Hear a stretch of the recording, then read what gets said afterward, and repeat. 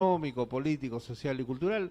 Sigue el tema de la interpelación a la ministra Flor Pablo en el Congreso de la República. Hay situaciones que vamos más adelante a estar comentando, pero ya contamos hoy con la muy grata presencia de un amigo de la Casa Comunicacional, una persona que con su trabajo bastante asiduo en el ámbito de las ciencias sociales viene realmente dándole valor agregado a lo que significa la investigación científico-social en el norte del país. Nos referimos al antropólogo don Pedro Alba Mariñas, que ya está con nosotros. Don Pedro, buenas noches, ¿cómo está? Sí, buenas noches, gracias otra vez por la invitación a esta buena ventana, ¿no?, que tenemos en Lambayeque para tratar temas de interés regional, para tratarlos con la libertad, ¿no?, que se tiene en un medio como este. Y bien, pues, larga vida a este programa. Efectivamente, muchas gracias, don Pedro. Bueno, de pronto, antes de entrar de lleno al tema de fondo, simple y llanamente como una cuestión periférica, enrarecido el ámbito de la atmósfera político-electoral en el país, ¿verdad? Sí, yo creo que estamos respirando, no sé si pueda decir un ambiente bastante tóxico, ¿no? Porque usted ve la realidad que nos pintan los medios de comunicación en Lima, pues es terrible, ¿no? Delincuencia menor, delincuencia mayor, corrupción y situaciones así bastante cuestionables desde el Congreso, ¿no?, desde algunos sectores del Estado, desde las municipalidades, con loables esfuerzos, intento de hacer las cosas, ¿no? Pero se respira un clima malo. Si usted ve a nivel regional, vemos igual, ¿no?, que a nivel de la región tenemos también las principales instituciones en problemas, conflictuando innecesariamente o dando elementos ya de sospechas, ¿no?, que algo duro, que algo turbio se viene cocinando, se viene preparando. Entonces yo creo que estamos respirando un ambiente un poco tóxico, ¿no? Y por eso hay que llamar a toda la gente buena que tenemos en todo el país, en todas las regiones, para unirnos, para juntarnos, llamar a sociedad civil, a los gremios empresariales, a los gremios profesionales, a los medios de comunicación, ¿no?, para ir construyendo una esperanza o reconstruyendo una esperanza en que sí es posible, pues, forjar un territorio desarrollado, transparente, donde volvamos a sentirnos mejor. Probablemente con problemas, probablemente con obstáculos, limitaciones, porque el camino es difícil, pero por lo menos con la confianza de que sí estamos trabajando hacia el futuro, ¿no? Porque seguir así, en esta tensión de regresiones y de una especie de fuerzas del mal que predominan, pues nos hace daño, ¿no?, como sociedad y también como personas. Ahora, y por ejemplo, don Pedro, ya para cerrar esa primera parte periférica, como dije en un principio, pero que no deja de ser importante, obviamente, por su actualidad, preocupa, por ejemplo, que en la Comisión Regional de Bicentenario que se ha formado no hayan sido convocados, no estén en esa comisión integrados el representante de la Dirección Desconcentrada de Cultura, dicho sea de paso, representante del Ministerio de Cultura, que, usted sabe, hay un componente cultural muy importante en ese tema del Bicentenario, y tampoco ha sido convocada la prefecto regional, que de alguna manera es el nexo que debería haber entre el gobierno regional y se supone como representante del presidente de la República en Lambayeque. Justamente ese es uno de los elementos que preocupan, ¿no? Y sobre todo en un tiempo, mire, en que todos sentimos que el Estado tiene fuertes limitaciones para asumir liderazgos, ¿no? Tiene problemas para convencernos de que es un gobierno eficiente, que nos abre el camino de la luz y nos saca de estos periodos difíciles en los cuales hemos estado, y todavía se da el lujo de excluir a sociedad civil, ¿no?, y excluir al empresariado, aparte de las exclusiones del propio Estado. Entonces yo creo que hay que llamar a los integrantes de la comisión, hay que hablar al gobernador regional, a que, bueno, pues corrijan esos olvidos, esas omisiones, y llamen a sociedad civil, llamen a DOCIL, llamen al Colegio de Ingenieros, Sociedad llamen civil a la Cámara de Comercio. ha sido convocado, Tampoco ha sido invitada, don Pedro. tampoco ha Bueno, sido convocada. Es Entonces, lamentable. porque esto del Bicentenario no es un tema pues solo del Estado. Por supuesto. Es un tema, me parece a mí, incluso principalmente de sociedad civil, ¿no? Y que nos involucra a todos. Así es. Bueno, es. ahora sí, don Pedro, yo creo que usted hace ya mucho tiempo viene haciendo un estudio, un análisis, incluso en el mismo lugar de los hechos, de lo que significa la realidad de las comunidades campesinas en el norte del país y en especial en la región Lambayeque. A propósito de la problemática de la comunidad campesina Santo Domingo de Olmos en relación al proyecto Olmos, dicho sea de paso y valga la redundancia, ¿qué es lo que hay al respecto, don Pedro? Bueno, mire, me habrán escuchado hablar y escribir cuando se puede, pues cuando hay tiempo, lamentablemente, de que el proyecto Olmos nacía con dos oscuridades o con dos problemas de origen, y que si no se atendía a estos problemas de origen, iba a haber sombras fuertes que iban a acompañar la ejecución de todo el proyecto.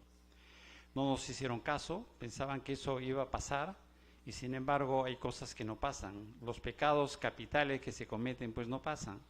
Uno de ellos fue el maltrato que se le dio a la comunidad campesina Santo Domingo de Olmos, dueña, propietaria, posesionaria de esas tierras. Todo el mundo hemos incorporado en nuestro discurso de los años 70, otros están mucho más antes, que se trataba de tierras comunales y que esas tierras iban a ser pues reverdecidas y que los pobres, empobrecidos comuneros olmanos iban a verse pues cambiar su vida con este megaproyecto. Pero entonces se comete ahí el primer problema, se confisca la tierra, estando constitucionalmente prohibida. Y usted sabe, cada vez que el Estado quiere confiscar algo, y recordemos nomás la pretendida confiscación de los bancos que quiso hacer Alan García. La famosa nacionalización Claro, de la banca de industria. se generó toda una respuesta masiva, ¿no?, del país y de empresarios, hasta estuvo Vargas Llosa acá preocupado por el tema. Bueno, y en el Senado de la República usted debe recordar que incluso conspicuos militantes del APRA como don Luis Alberto Sí, Sánchez, sí, Ramiro reaccionaron. Prialé, Fernando León Sí. de Vivero, estuvieron en contra. Así es que no es posible confiscar a una persona, a una institución, a empresariados, pero ¿por qué sí es factible confiscar la propiedad de una comunidad campesina? ¿Por qué? Porque no tiene la misma capacidad de respuesta, porque no tiene quien lo represente, porque nadie se interesa por ellos. No, el Estado tiene que aplicar normas, tiene que aplicar políticas iguales para todos. Entonces, al confiscar abusivamente las tierras de la comunidad campesina, este es un problema que lo va a tener el proyecto todo el tiempo. Y mire usted, cuando ya se pensaba que todo estaba oleado y sacramentado, cuando todo estaba consumado en palabras de funcionarios, de especialistas del PEOT de hace 3, 4 años. Del proyecto especial Olmos y Nafando. Sí, cuando ellos decían abiertamente que el tema comunitario estaba cerrado y que hablar de derechos de comunidad estaba perdido. Sin embargo, mire, el Tribunal Constitucional, usted sabe, ha vuelto a retomar el tema, ha ordenado que un juzgado de acá de Chiclayo, que declaró ya improcedente la demanda de la comunidad, volviera a reabrir el caso.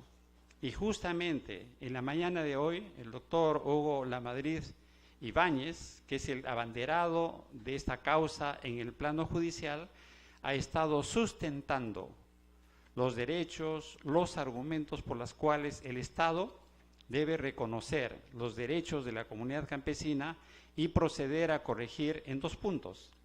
Primero, que haga participar a la comunidad campesina del beneficio de los pagos recibidos por las parcelas. Tiene que compartirlo con el verdadero propietario. Los montos y las cosas se verán en una discusión. Y segundo, que aquella cantidad de tierras que no han sido irrigadas, subastadas, regresen al seno de la comunidad campesina, porque ya pasó un tiempo considerable y tiene que regresar al seno de la comunidad.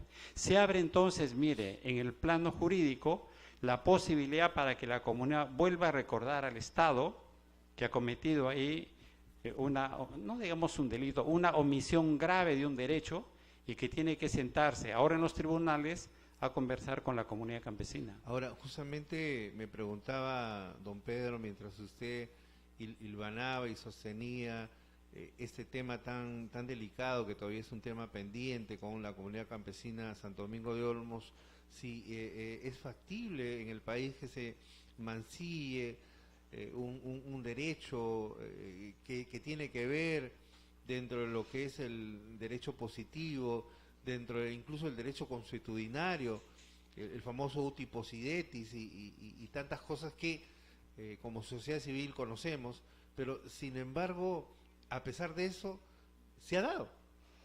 Sí, se dio porque se establece una especie de alianzas, ¿no? O sea, y esas alianzas se tejen pues con el poder económico. Y ahora ya nosotros sabemos quién hilvanaba, ¿no?, estas cosas. Antes sospechábamos, ahora ya sabemos cómo se trabajaba el tema. Pero no solamente se ha tratado de esta comunidad.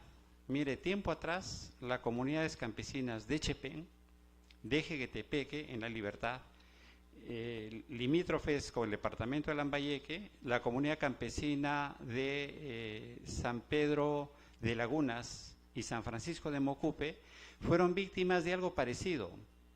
El proyecto PGESA se apropió vía confiscación de igual, más de 110.000 hectáreas, para dar lugar al proyecto de irrigación de Gallito Ciego, Jequetepeque-Saña.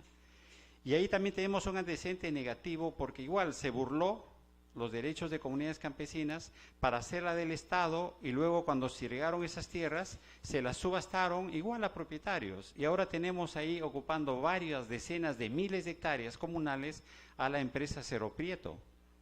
Eso se hizo también afectando otras comunidades. Entonces, teniendo estos antecedentes, se volvió a reiterar en el caso de Olmos. Y yo tengo el temor de que pues, se pueda repetir la historia en otros lugares y en otros ámbitos. Pero, sin embargo, como decía, las comunidades campesinas tienen pues un sentido de imprescriptibilidad. Y en consecuencia han vuelto a reclamar y ahora el Estado volverá a sentarse, gobierno regional, el PEOT, Ministerio de Agricultura, a sustentar por qué dejaron de lado estos derechos de las comunidades y esperamos que el Poder Judicial, con estos nuevos vientos que tenemos, pues puedan poner en su sitio al Estado, ¿no?, para que nunca exceda su poder, para que respete el derecho de todos, ¿no? Frente a esta situación, don Pedro, de un claro abuso respecto a la comunidad campesina, ¿qué es lo que es sociedad civil organizada? ¿Qué es lo que los colegios profesionales? ¿Qué es lo que la Cámara de Comercio dentro de las instancias más importantes de sociedad civil en la región han hecho a efectos que se tome plena conciencia de un abuso que se ha perpetrado? Bueno, el proyecto Olmos pues tiene ya una larga historia y a través de este tiempo ha sido cuestionado en varios frentes, ¿no? Hay un frente que es el frente de la génesis del mismo proyecto, ¿no? Cómo se logra dar las facilidades para que Odebrecht, a través de H2 Olmos, se haga de la ejecución del proyecto, se haga luego de las concesiones. H2 Olmos como una especie de subsidiaria, pero que a las finales sí, es la misma empresa Odebrecht. Entonces, ahí hay cuestionamientos bastante serios que se han hecho por parte de las directivas del Colegio de Ingenieros, por parte de algunos respetados ingenieros, ¿no?, que han hecho cuestionamientos de diverso tipo. Otros cuestionamientos ya vienen desde el punto de vista legal, de estos famosos contratos, estas famosas adendas, que han facilitado, ¿no?, que Odebrecht pueda hacerse de mayores facilidades, de mayores ingresos, prorrogando, digamos, en el tiempo las ventajas y dándoles facilidades para que se apropie, ¿no?, de ingentes recursos económicos. Por nuestra parte, lo que hemos incidido mucho es en los derechos de comunidades campesinas. Sobre el primer tema de la confiscación lo hemos sustentado en varios eventos, en varios documentos, y hemos estado siempre una voz permanente ahí, que nos ha hecho pues conflictuar con la gente del PEO, con el gobierno regional en su tiempo, ¿no? Y hemos sufrido pues lo que significa enfrentarse a un poder de ese tipo, ¿no? Sin embargo, también hemos agendado otro tema del proyecto, que es el tema de los desplazados, de los posesionarios, tanto en la zona donde se construyó el reservorio y el campamento, que es la zona de Huaval, allá en Cajamarca, como los desplazados en la zona de Olmos, uno de cuyos grupos fueron la algodonera. Poligonal de la que se hablaba. Así es, que estaban dentro de la poligonal. Y eso incluso, don Pedro, recuerdo porque estuve presente en la conferencia de prensa que brindó Agnicí Internacional, que bueno, en un reconocido hotel de la ciudad, trajo a expositores nacionales e internacionales que junto con los comuneros que fueron confiscados, que fueron incluso, bueno, sacados de la manera más vil, porque tengo entendido que no solamente se causó destrozo en el área física, sino que mataron sus animales, es decir, hubo excesos realmente de lesa humanidad.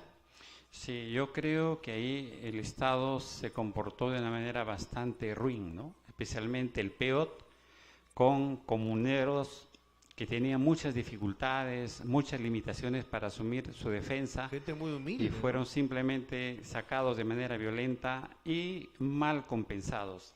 Este tema, entonces, de la población afectada es un tema pendiente, mire usted. Es un tema pendiente. Porque el Estado no ha resuelto todavía el tema de Huaval. Claro, hay esa protestas. Es la gran pregunta, ¿cómo han quedado ellos? Siguen pendientes. Qué terrible. Hay algunos que han sido, digamos, mejor compensados en el caso de Huaval que otros, porque tuvieron la suerte, la iniciativa de hacerse asesorar y litigar en otros términos y obligar al Estado a un reconocimiento mayor de lo que estaban perdiendo. Pero deben ser los menos, supongo, ¿no? Los menos. Pero hubo un grupo muy significativo que no han sido compensados y hasta ahora no tienen ni siquiera viviendas, no tienen lotes. Y ellos siguen hasta ahora litigando, conversando, dialogando, presionando con el proyecto Olmos. Y hasta ahora no hay una solución para ellos. Igualmente, en el caso, mire, de la algodonera, se ha conseguido, y ahí yo quiero felicitar al Consejo Regional, que hace 2 años visitó la zona, tuvimos la suerte de acompañarlos, tomaron contacto con la realidad y se propusieron hacer una ordenanza por la cual habla de que los comuneros debieron ser mejor compensados, que les permita mejorar su calidad de vida que tenían antes del inicio del proyecto. Y aprueba una serie de considerandos que me parece bien importantes y terminan pidiendo que el PEOT les entregue, por ejemplo, la propiedad de sus viviendas, que hasta la fecha no les había entregado. Y ese acto felizmente ya se cumplió después de tantos años de batallar. Pero está pendiente otros puntos que fueron compromisos del PEOT con la gente de la algodonera. Uno de ellos es, por ejemplo, es que los comuneros, para seguir siendo comuneros, quieren que se les habilite 184 hectáreas comunales que están junto a su centro poblado. Pero quieren que eso los titule porque está ahora a nombre del Estado y que les den en cesión a la algodonera que se ha constituido en una junta de administración local. Eso está todavía pendiente. Ha pasado ya más de 1 año de la ordenanza y el PEOT no implementa esa ordenanza. Entonces uno se pregunta, ¿no? ¿Qué hace el PEOT? Tiene tanta gente, tiene abogados ahí que creo que se van a jubilar. No pueden resolver un problema tan pequeño de dar en propiedad, de devolver realmente a la comunidad 184 hectáreas. Yo creo que eso es falta de sensibilidad social, ¿verdad? Falta de un compromiso como profesionales y como funcionarios. Bueno, y ese es un tema que, como se dice, pues trae secuela en el ámbito político, social, económico, pero a la vez también es un tema que muy poco se ha conocido, es decir, creo que somos muy pocos, don Pedro, que conocemos esta problemática, y más aún, quienes nos hemos comprado el pleito de tratar de esclarecer, de decir, de difundir, que la opinión pública de la región Lambayeque conozca este gran abuso que se ha perpetrado justamente en este caso, por ejemplo, con los comuneros, con los vecinos, con los pobladores de la algodonal y de la poligonal en general, don Pedro. Sí, esos son los temas que en algún momento lo dijimos, los temas sumergidos, ¿no? Y que probablemente el Estado pareciera que a nadie le interesa, ¿no? Pareciera. Sí, además el Estado apostaba a que iba a haber muy poca capacidad de respuesta y que eso el tiempo lo iba a olvidar. Sin embargo, mire, generó una situación bien interesante, porque en ese tiempo yo estaba dictando clases en la Universidad Pedro Ruiz Gallo, en el programa de Sociología, y decidimos con un grupo de alumnos, con la sección que yo dictaba clases, hacer una visita a Olmos, a preguntarnos, ¿y qué será de esa gente que vivía en el desierto? Porque no era un desierto desocupado, no era un desierto estéril, es un desierto que cada cierto tiempo con las lluvias se convierte en un vergel, donde hay ganadería, donde empieza la vida a reverdecer, luego se seca a la espera de nuevas lluvias. Y tuvimos la suerte, mire, de contactar a las primeras personas que llegaban desde el despoblado a hacer sus compras en Olmos. Y luego de algunas conversaciones con ellos nos dimos cuenta del drama que ellos estaban sufriendo. Estaban a pocos días de ser expulsados de sus posesiones. Habían recibido todas las amenazas posibles, los habían conculcado para aceptar una indemnización pues irrisoria por todos los bienes que tenían, y les estaban ofreciendo estas viviendas tan estrechas, tan pequeñas en la algodonera. Entonces tomamos caso del asunto, y con ayuda pues de los estudiantes, que ustedes saben son jóvenes que tienen mucha capacidad de llegada, hicimos de este todo un caso y lo convertimos en un problema, ¿verdad? Quisimos primero que sea el gobierno regional, en este tiempo la primera administración de Humberto Acuña. ¿Incidencia, don Pedro? Sí, o sea, hicimos una carta personal a ellos, interna, poniéndoles en auto todos los detalles que nosotros habíamos recogido en el trabajo de campo, serio, sociológico, ¿no? Antropológico, una carta de 5 o 7 páginas, pero no recibimos respuesta. Y al no recibir respuesta, entonces empezamos ya a salir a los medios de comunicación. Y es en esta lucha, en esta pelea que hemos tenido varias reuniones con la gente del PEOT. Ellos conocen al detalle los puntos de vista nuestros. Hemos dialogado en todos los idiomas posibles, pero parecía que había una mano poderosa, esa mano oscura, ¿verdad? Que parecía que todo lo dictaba y que no permitía ningún resquicio para, digamos, encontrar una salida a los problemas que ellos tenían.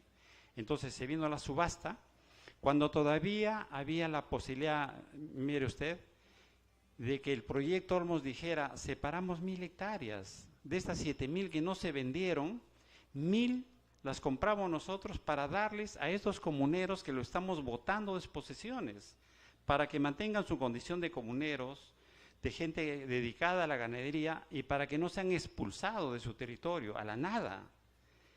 Pero no tuvimos eco. Se cerraron y todo estaba concluido y no había nada que hacer. Y ahora pues ya sospechamos, ¿no?, que había un poder mucho más fuerte que ellos, que simplemente había dictado no solamente las reglas generales, sino probablemente las reglas específicas, y todo pasaba probablemente por decidirlo en otros contextos y no en el diálogo y en la conversación que nosotros teníamos y buscamos hasta el último momento con ellos.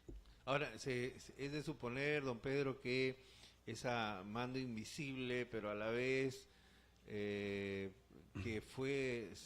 quedaba patentizado por la manera como es que se actuó allá en Olmos, evidencia en la práctica que atrás de todo eso había puesto una carga de intereses, ¿no? Gente que de alguna manera tenía un interés muy, muy directo respecto al tema de las tierras, respecto al tema del usufructo de las mismas y respecto al hecho de hacer pues que estos comuneros, estos campesinos, que los pobladores sean defenestrados. Sí, yo creo que es un proyecto pues que se pinta bien, ¿no? O sea, hablaba de una inversión multimillonaria, hablaba de una generación de empleo fantástica, de que nos iba a convertir en un departamento exportador de primera línea, que la vida de toda la gente iba a cambiar, iba a mejorar, que era iba casi a haber, la panacea, claro, de la región Lambayeque, una ¿no? altísima tributación. Entonces Lambayeque se disparaba, ¿no?, junto con muchos sectores económicos. Entonces muchísima gente creyó en eso, y lo que hicieron es minimizar los costos que eso implicaba para Lambayeque. Se habló muy poco del valor total de esa obra, se habló muy poco de lo que significaba en tanto pago de intereses y pago de moras y compromisos y pagos adicionales y los años de concesión que se tenía que dar, de tal manera que ha sido mucho tiempo y que años después ya hemos sabido los costos reales y lo que ha significado para Lambayeque. Entonces, yo creo que mucha gente se afilió a esa expectativa, creyó ese discurso.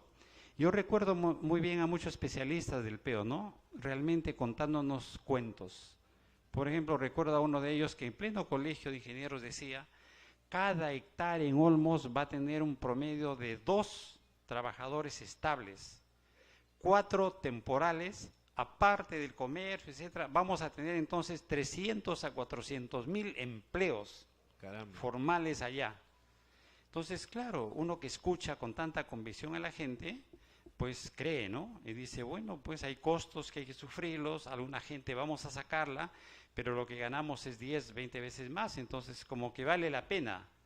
Pero usted sabe, todo eso se ha derrumbado, ¿no? Los costos son muy fuertes para Lambayeque, tanto que hasta ahora estamos pagando, como usted sabe, la cantidad más o menos de 118 millones de soles del presupuesto del gobierno regional de Lambayeque. Es dinero que va directamente a H2 Olmos, incluso ahora, y se le paga de manera puntual. Es dinero que se deja de invertir en otras prioridades que tiene Lambayeque, ¿no? Ahí nomás me quedo en este punto porque... Haciendo un parangón, don Pedro, de lo que ha ocurrido en la primera y segunda etapa de Chavimochic, ¿usted visualiza algo parecido en el tema este de haberse generado nuevos latifundios?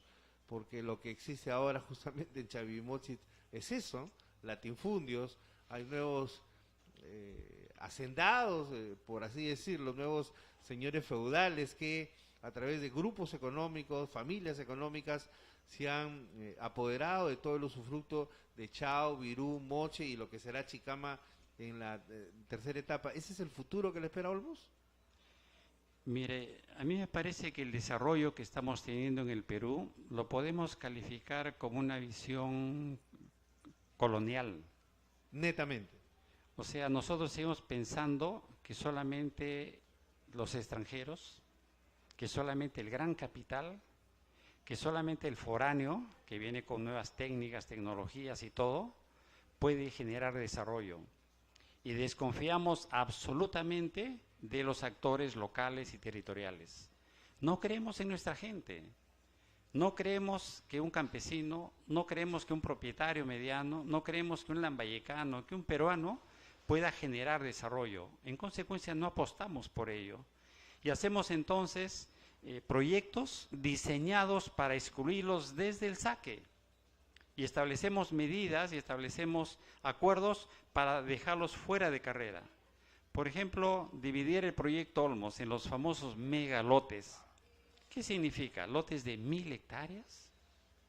¿Para quién estaba destinado eso? Justamente para los grandes, sí, para las grandes corporaciones. Porque indudablemente, don Pedro, pensar en que un jornalero, un parcelero pueda acceder siquiera a, no sé, la 10ª parte de esa cantidad de tierras era casi un sueño de opio. Claro, o personas como Rafael Ayita, digamos, bueno, ¿no? Como un empresario local, como un empresario hotelero. Exacto. ¿Dónde va a sacar esa cantidad de dinero? Sobre todo cuando va a haber una puja, una subasta por eso. Así es. Entonces es bien complicado. Entonces yo creo que tenemos una mirada colonial del desarrollo que excluye ver a los peruanos, a los actores locales, como con toda su potencialidad. Y eso es lo dramático, entonces lo vemos como problema. Sí, y disculpe que le corte, pero eso es lo dramático del país, porque ya estamos a puerta del bicentenario y seguimos con esa visión colonial de la economía, de la política y de la sociedad. Sí, sí, y eso se repite casi, pero sin embargo, mire, una pregunta bien interesante podría ser, si nosotros hubiéramos presionado y hubiéramos logrado que esas 38.000 o 40.000 hectáreas pudieran estar en manos, pues, ¿de cuántos? Póngale usted de 2.000 personas, de 4.000 personas. La cosa sería ¿No diferente. cree que habría mucho más empleo? Definitivamente. ¿No cree que habría mucho más diversidad? Si no se hubiera dinamizado más la economía. Accionariado difundido, ¿no? Claro, y esa familia que tiene ese ingreso superior hubiera hecho beneficios a sus familiares, a sus parientes, a sus amigos. Y eso genera todos un valor viéramos agregado. A ellos venir acá a Chiclayo, ¿no? Un fin de semana. Efectivamente. Bueno, pues a gastar y a el llenar mismo de Olmos cosas. estuviera no en la situación de letargo en el que se encuentra, sino sería una ciudad sostenible con proyecciones muy importantes hacia adelante. Así es, señor. Y ahora lo que tenemos, mire, los trabajadores que están en esa zona ganan una miseria, que para venir a Chiclayo tienen que pensarlo 2 veces, porque el salario es tan corto y los tiempos que tienen tan limitados que Chiclayo no siente que hay una economía que ha ingresado acá. Le recuerdo, usted sabe reforma agraria, cuando las empresas Tumbán, Pomalca, Pucallá empezaron a repartir y a mejorar los ingresos de los trabajadores por reforma agraria, y me refiero a los primeros años, no los últimos, evidentemente todo Chiclayo se alegraba, desde las cantinas, disculpe que lo diga, desde las tiendas que venían electrodomésticos, televisores, nosotros que éramos invitados a sus casas y agasajados. O sea, todo Chiclayo, todo Lambayeque vivía del boom azucarero. Pero acá no hemos sentido nada en Olmos, no lo sentimos. ¿Por qué? Porque es un dinero que llega en pocas manos y sale de la región. No se invierte. No sé si estarán haciendo alguna inversión colateral, por ejemplo, el Grupo Gloria, ¿no? No sé si lo que está ganando ahora lo está invirtiendo en Chiclayo, no sé. Pero no se siente ese boom, no se siente. Y eso significa que no se está generando desarrollo, ni en Olmos, ni en Lambayeque. Entonces, la apuesta del desarrollo que se le prometió al departamento de Lambayeque no llega.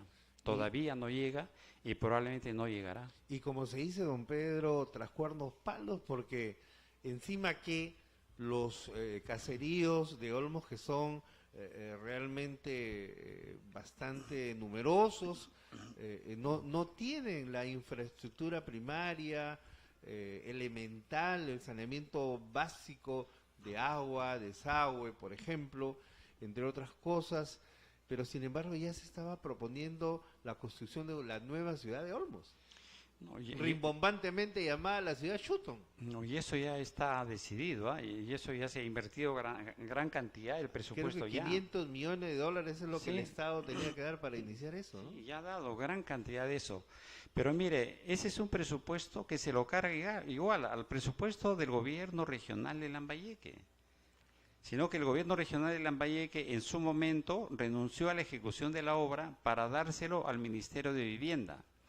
Entonces, cuando van a Olmos, los alcaldes de ahí piensan que es una obra más del gobierno nacional. Entonces, sí, qué bien que venga más plata a Olmos. Y hay un alcalde ahí muy entusiasta por estas cosas, y entonces les abre las puertas, les firma todos los papeles, pero resulta que es dinero de la región Lambayeque. Yo pregunto, ¿acaso hicieron alguna consulta para que la población de Lambayeque, en todo caso sus principales actores, en todo caso sus principales funcionarios, tomaran la decisión de priorizar los recursos de Lambayeque en construir esa nueva ciudad de Olmos en el desierto? ¿O hubieran tomado otra decisión? Invertir de repente en salud, en educación, en mejoramiento de vías, quizás también en el terminal marítimo, pero no creo que hubieran votado para construir esa ciudadela que solamente beneficia a los empresarios asentados en esa zona. Entonces estamos ahí ante decisiones que no son consultadas, pero que sin embargo se hacen con el presupuesto de la región. Y ahí tenemos entonces una preocupación. La actual administración de nuestro amigo y respetable personaje, lo digo, Anselmo Lozano, podrá evaluar estas cosas, podrá redireccionar un poco la orientación que han tenido las decisiones del gobierno regional para invertir en aquellas cosas que sí pueden generar desarrollo, ¿no?, sostenido a largo plazo del departamento de Lambayeque, o va a estar pensando en repetir la misma historia, de buscar los megaproyectos para ver si ahí se invierte, ¿no? Aunque pareciera, don Pedro, y eso ya es un poco complicado y preocupante, que don Anselmo está un poco perdido en su laberinto, ¿no? Esta estrategia de estar siempre con la pierna en alto ha hecho que pierda incluso mayoría en el seno del Consejo Regional. Ayer, nada menos, ya hay una consejera que ha pedido que le haga un despistaje psicológico. O sea, el tema ahí tiende para mayor tirantez que perjudica a la región, don Pedro, definitivamente. Mire, hace algún tiempo nosotros venimos insistiendo en un discurso, ¿no?, que a algunos funcionarios pues les molesta, especialmente a los funcionarios de carrera, del gobierno regional, especialmente a los de planificación y presupuesto. Lambayeque está ubicado en el puesto 7, 8 de índice de competitividad. Y ese no me parece que es un lugar adecuado para un Lambayeque. Tenemos grandes potencialidades, tenemos un terreno casi llano, ¿no? Tenemos grandes recursos, podemos comunicar de un extremo a otro en apenas 3 horas. Con cuencas y valles extraordinarios, Claro, ¿no? y sin embargo estamos en una posición bastante débil. Y uno de los elementos que nos está trayendo atrás en el tema de la competitividad es el tema institucional. ¿Y cuáles son los factores que tienen que ver con el tema institucional? Que tenemos una ineficiencia del Estado. Tenemos una estructura del Estado ineficiente que no produce resultados adecuados y que se refleja en que no se invierte, ¿no? Todos los recursos que tenemos no lo invertimos y al final estamos dejando para ejecutarlos el próximo año o, como ha sucedido este año, devolviendo recursos al Estado. Bueno, lo cual ya demuestra incapacidad de gasto. Esa es una ineficiencia, pero también tiene que ver con el grado que usted maneja la institucionalidad. Usted tiene que fortalecer las instituciones, tanto públicas como privadas, y no debilitarlas. Para mí, por ejemplo, resulta un mal paso, poco recomendable, que el alcalde se entre en un conflicto abierto con su consejo municipal, porque el consejo municipal es el máximo organismo de una municipalidad y es el que tiene que aprobar documentos claves y centrales. Pero si hay un conflicto entre ellos, ya tenemos un problema de gobernabilidad interna. Definitivamente. Entonces el alcalde puede hacer lo que quiera, pasándose por encima de este colegiado, pero se priva de tener un órgano de control, un órgano de fiscalización, un órgano por lo menos normativo. Lo mismo va a pasar en el gobierno regional. Yo creo que los problemas que hemos tenido en Lambayeque, y lo afirmo con mucha claridad, es que no hemos tenido consejos regionales con la suficiente autonomía de los gobernadores regionales. Los gobernadores regionales, desde Jude Simón para adelante, han sido manejados por los gobernadores regionales, que han tenido mayoría y que simplemente votaban las cosas a carpetazo y a carpetazo y nunca han discutido cosas con profundidad. Por eso, por ejemplo, todos los problemas que hemos tenido y tenemos respecto al proyecto Olmos, para decirlo, lo que acordaba el gobernador regional era simplemente apoyado y aprobado por su consejo regional donde tenían mayoría. Entonces, si esto ha sido así, entonces entrar a una postura de debilitarlo todavía más, quitándole asesores, quitándole economía, ninguneándolo, es eliminar toda posibilidad de hacer un buen gobierno. Y es absolutamente irresponsable, ¿no? Y eso me parece, es profundizar los problemas que hemos tenido. Lo que yo recomendaría es tratar de que el Consejo Regional cumpla con su función fiscalizadora, su función normativa y su función representativa, y sea la entidad en la cual puede corregir la plana a los gerentes, puede aconsejar mejor al gobernador, puede llamar y en un diálogo resolver los problemas, pero no puede perder la condición de autonomía, y para eso necesita funcionar pues con relativa autonomía, y que si ahí se gasta algún recurso y va a requerir pues algún presupuesto, creo que sería bien invertido ese presupuesto, porque sin un órgano fiscalizador y normativo, las cosas van a ir con seguridad de mal en peor. Definitivamente. Y bueno, y preocupado, don Pedro, ya para redondear esta importante entrevista con usted, porque hoy se ha dado a conocer, por ejemplo, que en esta situación de una supuesta denuncia de un hecho sucedido con la institución educativa de un regidor de la comuna provincial, resulta que había sido una celada, que alguien del área de imagen de la municipalidad se había prestado en contubernio con este señor que grabó, que filmó, que si bien es cierto es padre de familia en la institución, pero había una concertación previa para hacer quedar mal al regidor promotor de esa institución. ¿Qué le parece esta denuncia que ha quedado ya ahora evidenciado y ha quedado traslucido, que detrás de todo esto han estado funcionarios de la Municipalidad Provincial de Chiclayo? Sí, pues ahora me parece que Hay que tener mucho más cuidado que antes porque vemos que el Estado está atravesado por diversos intereses, ¿no? Y efectivamente la gente que hace oposición y que hace críticas está expuesta a muchas cosas, ¿no? Entonces hay que ser mucho más cuidadosos de la actividad que uno hace, de las cosas y las decisiones en que hace, porque eso puede ser potenciado y puede ser mal utilizado. Pero en relación a eso yo he leído un comunicado del sociólogo, ¿no? Piana, aclarando el tema, diciendo que el caso que de discriminación que hubo ha sido adecuadamente investigado, sancionado y que ha cumplido con lo que debe hacerse. Y creo que con eso ha resuelto de manera concreta, específica, Y queda un zanjado el asunto, tema, ¿no? claro, un asunto que puede convertirse en un problema mayor, ¿no? Creo que ha sido una respuesta inteligente, adecuada y oportuna, y ahí debe quedar. Ya lo otro, pues, es parte de la cosa ya mediática que queda para pensarlo y verlo, ¿no? Porque dicen que en el Perú se perdona el pecado, pero no el escándalo, don Pedro. Sí, sí, Y eso sí es problemas. complicado. Bueno, don Pedro, siempre será gratificante, edificante y aleccionador, sobre todo porque usted nos ayuda a desentrañar cómo es esta maraña de la dinámica social, de cómo funciona este engranaje de la sociedad en la región Lambayeque, y siempre muy agradecidos por su presencia y comprometiéndolo para que en una posterior visita sigamos analizando y conversando sobre la problemática de la región Lambayeque que nos compete de manera directa, don Pedro. Sí, claro, el tema Olmos es un tema que está siendo poco tocado, ya se tocó a través del tema de Kuczynski, que está implicado en las estrategias financieras de esta empresa, pero probablemente va a dar mucho más que hablar en el futuro, ¿no? Entonces habrá un motivo para seguir conversando en el tema, y yo animo a toda la gente que ha trabajado este tema a través del tiempo, que vuelvan pues a actualizar sus conocimientos, sus posturas, y que vuelvan a ayudarnos, ¿no?, a entender mejor y encontrar salidas a este tipo de problemas que afectan el desarrollo de la región. Muy bien, una vez más, don Pedro, muchas gracias por su presencia el día de hoy aquí en Destape Televisión, y será hasta otra próxima oportunidad. Igual a ustedes también, televidentes, cibernautas de Destape TV, será hasta el día de mañana con otro programa igual de especial.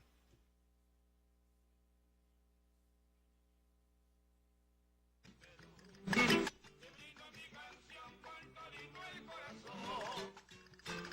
que vive orgulloso de